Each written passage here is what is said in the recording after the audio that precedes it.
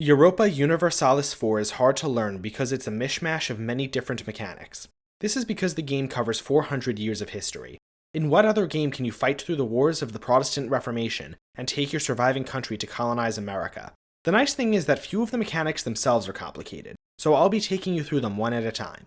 Let's jump in. The town boasts 2 taverns, one humorous dwarf, and a shop that sells little things made of straw. Provinces are one of 2 core systems in Europa.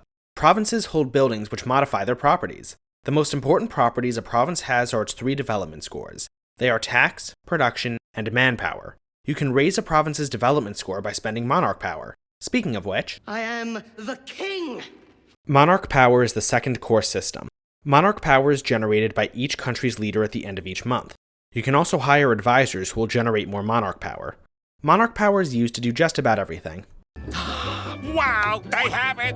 Canned bread! Before I move into the real meat of Europa, I need to talk about how to buy it.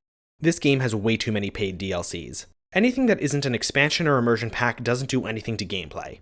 Art of War and Common Sense are mandatory. Cossacks, Mandate of Heaven, and Rights of Man are also highly recommended. This video teaches you how to play with all DLCs as of Golden Century. If you're missing any, don't worry. Very few things this video covers are radically changed by the DLC. Anyway, back to the game. This bloke won't haggle.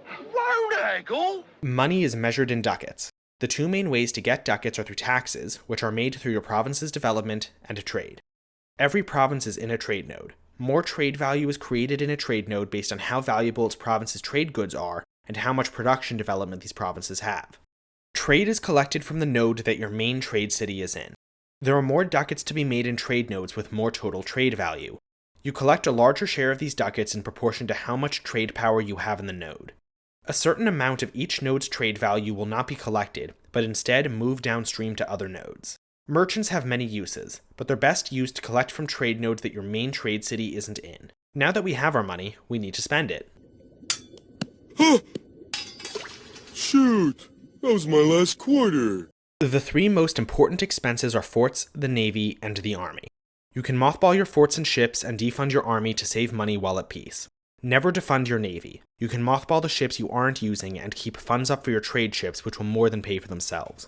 If your ducats are reduced to below 0, you will automatically take a loan. Loans give you instant ducats, but will have to be paid back with interest. If you take enough loans, you will go bankrupt. Bankruptcy means all sorts of bad things. Avoid it at all costs. If you need ducats fast, but don't want to take out a loan, you can debase your currency. This will increase your corruption, which is reduced by spending ducats, and will cost more than the interest of a loan. The upside is that reducing corruption can be done at any time, so it's not a bad alternative to loans if you don't want to pay anything back for a while. We saved the city! Just think what might have happened if we didn't tell everyone about the monster! Stability is measured from -3 to +3. Random events will raise and lower it, but you can raise it yourself by spending administrative power. Every province has its own unrest. Provincial unrest will contribute to rebellions. You can see which provinces are contributing to which rebellions by mousing over them in the stability screen. You can lower unrest by raising the province's autonomy and having high stability. When certain conditions are met, a disaster timer will start. If you don't meet specific terms before the timer runs out, a disaster will happen. Obviously, you don't want a disaster. Mouse over the icon to find out how to stop it. Most often, raising stability will do the trick. Bill Nye the Science Guy!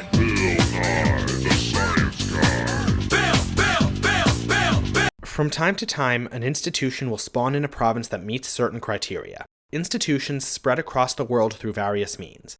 As soon as a province under your control has the institution, you can spend ducats to embrace it. The more of your country's provinces with the institution, the cheaper embracing it will be. Not having the most recent institution makes it more expensive to unlock new technologies. You buy new technologies with monarch power. Technologies are more expensive if you try to research them ahead of time. Closely related to technology are ideas. I'm doing it! I'm doing it! Yeah! Yeah! In some of these, in some of these. Almost there and done. Every country has its own set of national ideas, which include a tradition that you get from the start of the game and an ambition that you get after unlocking all of your other national ideas. You unlock 1 national idea for every 3 generic ideas you unlock. Every few administrative techs, you get to choose a generic idea set. Once chosen, you can spend monarch power to unlock its ideas. Once you have unlocked all of the ideas in the set, you'll get a final bonus and access to the idea set's policies. Policies are unlocked by fully unlocking certain combinations of idea sets. Policies provide a bonus at the cost of monarch power to keep them in place. Who are you? We are the knights who say... Estates are organizations that exist within a country.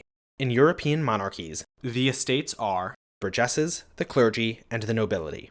Estates have loyalty and influence scores. Ideally, you want to keep loyalty high and influence low. If you have surplus loyalty, you can spend it to make the estates give you bonuses. Mission failed. We'll get them next time. Every country has missions. They're exactly what they sound like. There's a goal, and if you achieve it, you get a reward and another mission. Some countries have completely unique mission trees, while others get generic ones. If you're playing a new country, take a look at its missions. It's a good way to find out what direction to take your country in.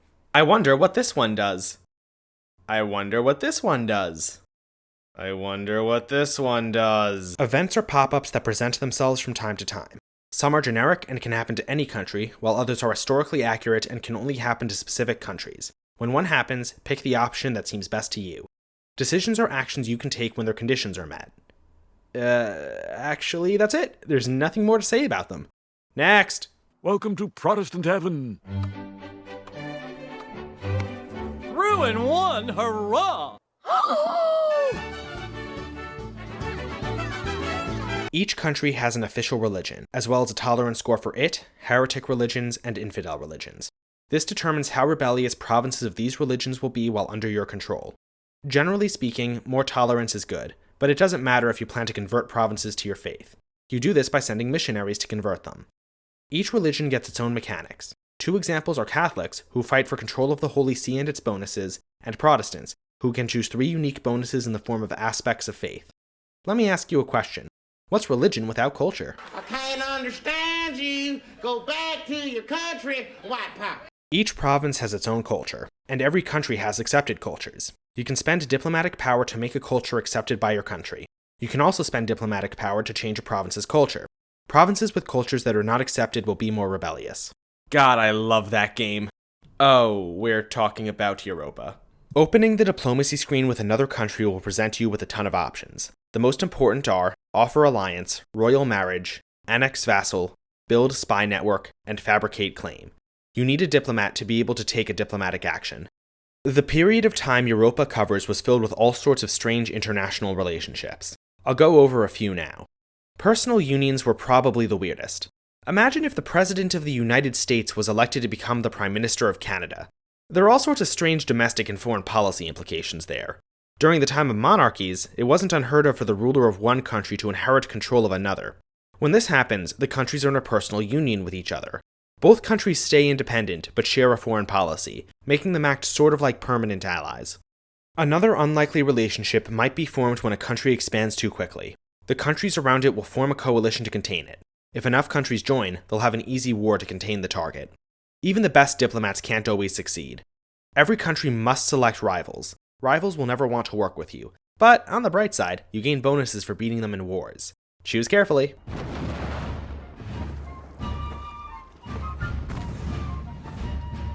The army is made up of regiments. A regiment can be infantry, cavalry, or artillery. Creating a regiment takes manpower, which comes from province development. In addition, soldiers who die will need to be replaced. These replacements also come from manpower. You could use mercenaries who don't cost any manpower, but they cost more ducats to hire and maintain. There are a lot of stats that affect how well your soldiers fight. The most important ones are discipline, morale, and professionalism. As your technology advances, you'll get access to new types of infantry, cavalry, and artillery. I don't want to get too into this, but in general, the more pips the better. Pips on top mean more offensive power. Pips on the bottom mean more defensive power. Armies need a general. Without a general, the army will be a lot weaker and have a much higher chance of being destroyed entirely after losing a fight. Army composition varies a lot. In the early game, you should build as much cavalry as you can so long as it doesn't go over your limit. The rest should be infantry. When cannons become available, don't get too many as they're not very good. As the game goes on, you should have less cavalry and more infantry, and move towards having as many cannons as you have infantry and cavalry. Composition varies a lot by country though. Poland gets massive bonuses to its cavalry, so they should be using more cavalry than other countries later in the game. Sail the seven seas.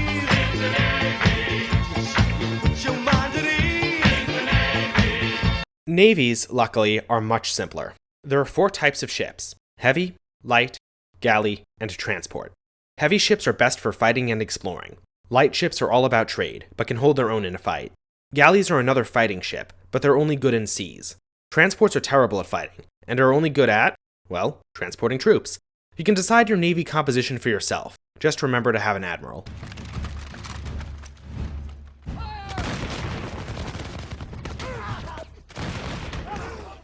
Casus Belli means a case for war. The Casus Belli system in Europa makes it so you have to have a reason to go to war or deal with harsh penalties. The easiest way to get a Casus Belli is to build a spy network in the target country and then fabricate a claim on their land. When you go to war, you need to choose which allies you want to call into the war. The game will tell you if and why an ally will or won't join. Sometimes the game will cite a lack of favors. Favors are earned from a country by helping them in their wars, or just over time while you have an active alliance with them. Now that you and your friends are at war, you need to do something very important. Raise war taxes. As soon as that's done, you can focus on the fight. While at war, you can move through enemy territory. If armies or navies from opposing sides meet, they'll fight each other. Standing on an enemy province will capture it, and blockading their coast will steal their money.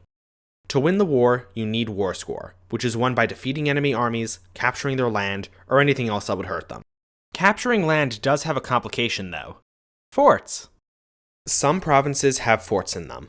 Provinces adjacent to a province with a fort will not remain captured unless the fort is taken.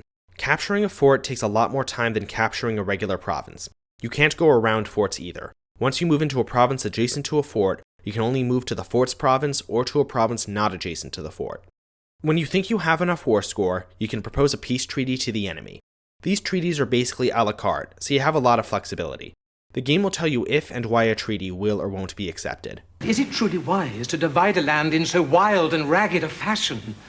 In future years, there will be Swedish Luxemburgers and French Luxemburgers, Protestant and Catholic, both at each other's throats. Oh, well, I don't know. I think that'll give journalists of the future something to write about. No, I'm satisfied with this. When you take land, it usually won't be a core. These non-core provinces will be more rebellious and always have high autonomy, which means you won't benefit from all of its development. To fix this, you need to make the new land into a core. Coring is a 2-part process. First, you must spend administrative power to core the province, then you must spend administrative power to core the state the province is in. Overextension rises when you have uncored provinces. The more overextension, the more rebellions you will suffer empire-wide. This means you should core all new conquests as quickly as you can. This whole process can take quite a lot of administrative power. A cheaper, if slower option is either to vassalize the enemy country in the peace treaty, or if you don't have enough war score, take the land yourself and turn it into a vassal using the Create Subject button. You can then annex the vassal later. This works because land from an annexed vassal instantly becomes your core. The skins are hellish red. They're only good when dead. They're vermin, as I said, and worse. They're savages, savages. Barely even human. Savages, savages. Drive them from our shore. Large parts of the map will start off covered in fog. To explore them, you need either an explorer or a conquistador. Explorers explore the sea and coast with a navy, while conquistadors explore inland with an army. For an explorer to be able to explore, the navy must consist of at least 3 light or heavy ships. Unclaimed provinces can be found all over the world. To be able to colonize one of these provinces, it either needs to be adjacent to a province you already control, or coastal and within your colonial range. When the colonists begin the colony, you'll have to spend ducats to maintain it. As long as you're paying to maintain the colony, its population will grow. Once the population reaches 1,000, the colony becomes a normal province, and you can send the colonists somewhere else. If you colonize and core 5 provinces in the same colonial zone, they'll be turned into a colonial nation. Colonial nations are just like vassals, but they give you half of their trade power and don't count towards your diplomatic relations limit. Some colonial zones don't form colonial nations, but have a different mechanic called trade companies. Europa's history is split into 4 ages. During each age, special mechanics are unlocked, and special objectives become achievable. By achieving these objectives and a few other methods, you earn Splendor. Splendor is spent on bonuses that last until the end of the age. If you achieve 3 objectives, you can begin a Golden Age. That's it! That was the last important mechanic in Europa Universalis 4. This last section of the video will be dedicated to recommending countries that are good for new players, and showcasing some of the more interesting regions in the world. New player countries. Portugal is one of my top recommendations for new players. The only country that could be a danger to you, Castile, is quite friendly, and is even willing to ally with you.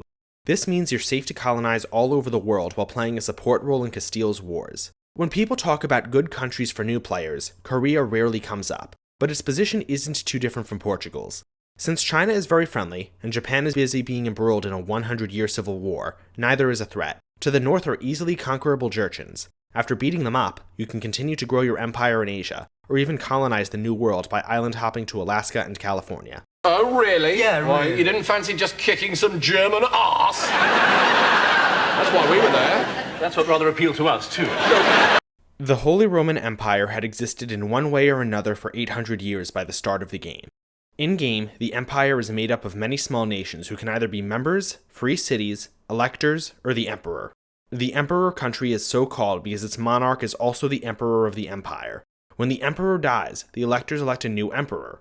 The emperor's country gains access to a bunch of unique mechanics, including the ability to eventually annex the entire empire.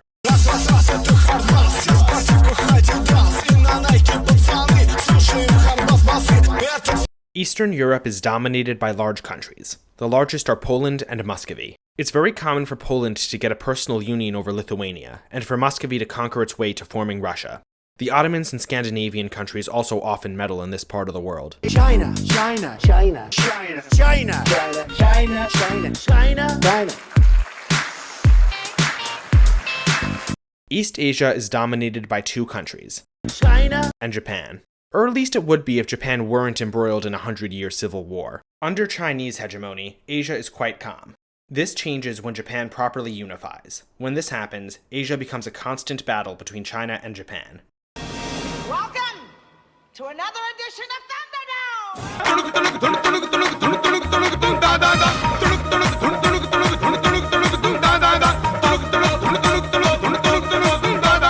No word better describes India than Thunderdome.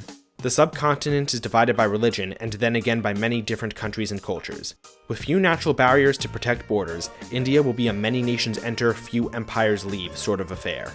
The wars become even more intense when the Europeans arrive, often with superior military technology. That was Europa Universalis 4. Feel free to ask any questions you have in the comments. I'll get back to you pretty quick. Up next, we're gonna learn how to bang the Pope. See you then.